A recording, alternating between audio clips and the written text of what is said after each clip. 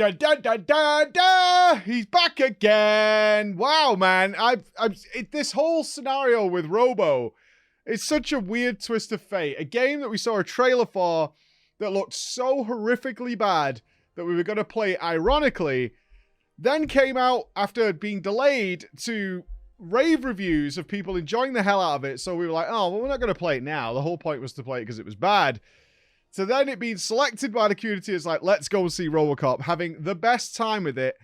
To then the developers reaching out to us to say, dude, we saw your playthrough. We're doing a DLC. Let's get into this. And we had a sponsored stream from them. They asked for 2 hours. We were like, we're going to play the whole game. We're absolutely playing the whole game. There's no way, no doubt. And here we are. And it's Robocop Unfinished Business is what it's called that we're looking at today. Yeah. Robocop Unfinished Business. This is a standalone game. It is not a DLC for the main game that came out a little while ago. This is just a standalone game. You can buy it on its own. I was like, oh, okay. So it could take place at any timeline. It's just a completely on its own thing. Everything you did in the past is not relevant. You know, all the talent points and things you unlocked. And we're going to be doing more Robo. I was like, all right, okay, that's fine too. No issue with that. Jumped into it very, very quickly. Did we realize that if you have seen the movie DREDD with Carl Urban's DREDD, not Stallone's masterpiece, his magnum opus from back in the day, if you have seen DREDD, that's what this is. It is an exact recreation of that movie. Almost, there are scenes in the game that are directly DREDD. Because we were approaching this, they've built in order to solve the problems of old Detroit, which is where OCP is always trying to build Delta City, they have built this monolithic tower that now will house all the people that they're kicking out of old Detroit. And they're tempting them in. They're like, hey, if you give up your house in old Detroit, you'll get a free, glorious apartment in this brand new building. And we're approaching it in the car. And I'm like, oh, that's Peach Trees from DREDD, which was the building that the movie took place in. I've seen DREDD a bunch of times, so I do know a lot of the names. I was like, oh, that's Peach Trees. And then you go into the lobby, and it's like, oh, it is actually Peach Trees. Like, it's actually the same building that we're in. And your goal is to work your way to the top floor, and there's mercenaries spread throughout the building, and there's civilians who are living in the building, and you've got to go all your way through. And I was like, oh, we're just DREDD. And they did recreate, like I said, a bunch of the scenes from DREDD in the movie. One of them's done particularly well. If you remember the minigun scene from DREDD, that's in the game. And I was like, oh, I wonder if they're going to do, like, the walls being eradicated and chased. Yeah, they totally did that. They totally did that. However, I did go, However, I get so much joy when there's a game that I kind of really like but has problems. Lies of P would be very relevant here.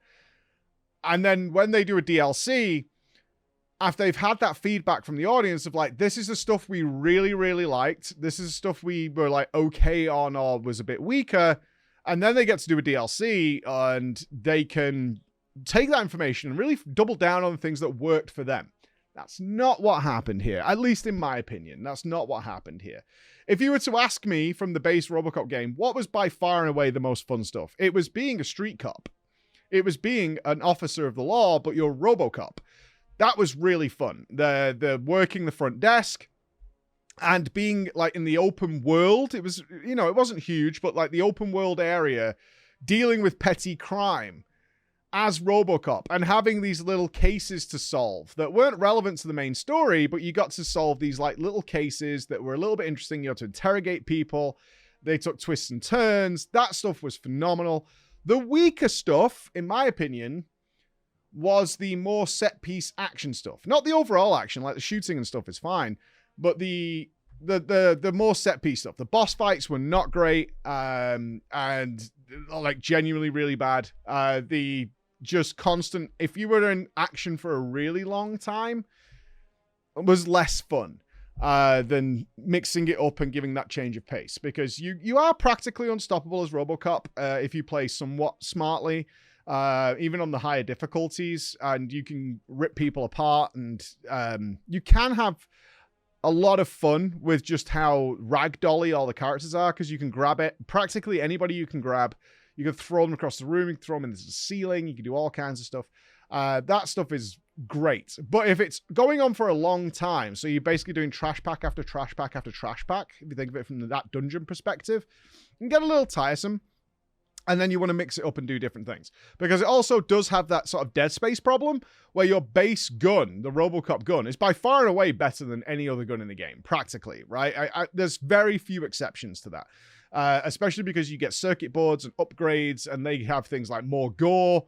You can add more gore to it. Full armor piercing, full auto, never need to reload. All that kind of stuff can be added to your gun via the upgrades that you find around the game. So, Unfinished Business didn't really focus on those things that I was talking about, the big positives. Instead, it leaned way more into the action stuff, which was a bit of a downer. I was really waiting for good side stories to start popping up. I don't think one really popped up until a couple of hours in. And essentially, the only way you get side stories was once you kind of clear a floor. We'll call it that. It's not quite what's happening, but you get the idea. Is you've made that safe for civilians again. The civilians will come out of their homes again and start repopulating the area. And they have little side stories to go on. They're not great. And that was the thing. They're not really cases to be solved. They're not police work in any way, shape, or form. They even did try to recreate the working the front desk thing. You find a town that's been set up in there where the stores and things are. It's very everybody's homeless. Obviously, OCP has screwed everybody over. And they just have a group of people who've got minor grievances that you have to solve. And it wasn't quite what we did in the precincts. It was close. It was a similar sort of format, but it didn't quite work. And that was a little disappointing. The action is great. One thing they have done for the action is added in a bunch of interactable objects in the areas. Fans, garbage chutes, vending machines, all sorts of TVs, things that if you grab somebody, instead of shooting them, if you grab them and physically interact with them, then you will get an additional prompt to use an environmental kill. I had a ton of fun with this. I really did. I enjoyed the hell out of it. Like I said, the action isn't bad at all. What it's lacking, though, is that little bit of character that made their game much more fun, especially, like, repeat people.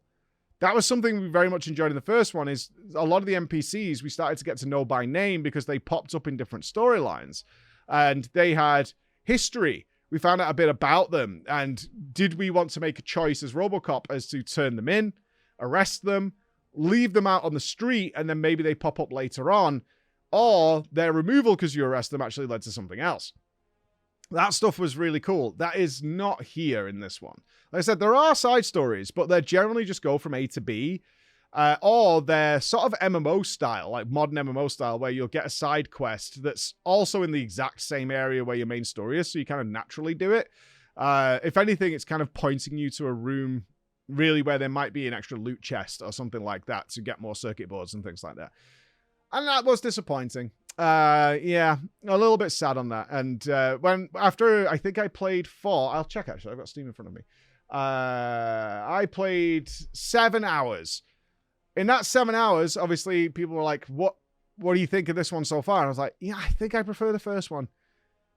I don't think they really recognized the fun stuff that they were doing that made Robocop unique in the first game. Because obviously you are Robocop and you're going about doing a main story and there's an overarching problem in the city, but the extra stuff that you were doing on the side where you were just, you know, laying down the law, was really fun. And it gave scope to these more intricate side stories with extra areas and clues to be found, and you could make the wrong choice. That kind of stuff was really good, and that is not present here, unfortunately. There is some reasonably fun stories happening in the side quests. They're just not... They just don't have that payoff, unfortunately. They just don't have that payoff. And I really want to be clear. It's like, I want more from this series. I do. I would like to see Robocop 2 in the future. But I would really just, like, highlight the fun in your game. The action and the ragdolling is great. It's really good. It is. It's super fun. Like, I had so much joy, like, throwing people, especially if there was a giant open room with big high ceilings. Throwing people 40 feet in the air and then looking down and reloading as the body comes crashing down in front of you and just like slams. Or I found a thing in slow motion. If you hit people in the side of the head, they just go off like a rocket and go flying around the room. Sometimes you'll throw an explosive into a room and it'll chain react with the whole room, and the whole room will just explode and die. And you're like, I don't even know what happened here. Everybody's dead. I must have killed. I actually, halfway through, I was like, we're really killing a lot of people. I would estimate we probably in that 7 hours killed something like 400 people. No joke. It is very 80s. Just massacre bloodbath everywhere. Like 400 people. It's just mercenary after mercenary just throwing themselves at you. And there is some enemy variety, to be sure. But overall, I was like, I crave more of the issues that Robocop could be dealing with along the way, especially in this building that has been completely overtaken by mercenaries. And what it's lacking, for sure, we were waiting for the Marmor character. That's what made DREDD gave it that extra level, is Marmor was a really terrifying, cruel, evil person that's, you wanted DREDD to get to that person. Haven't really had that. Our antagonist has made themselves, present. And it's like, okay. But it doesn't come till like 5 hours in. The Marmor clan was apparent from the beginning of DREDD. Like, from the very beginning, as the Marmor clan moved in and they did this, this, and this. I would have loved that kind of setup. Maybe they didn't want to be like too... I can't even say they didn't want to be too on your face about what this was based on, because it's blatantly DREDD. So obviously DREDD. So I don't know why they didn't do that. They, in fact, leave the antagonist till way, way later in the game until they really reveal themselves to you. And you're like, okay. I've kind of killed, like, by that point, like 300 people to get to you. So, and the stakes aren't quite as high, locking the building down and all that. Like, that is happening, but it's not as terrifying. You don't feel trapped as Robocop. Like, DREDD felt trapped, but he's DREDD, so he's going to take it on.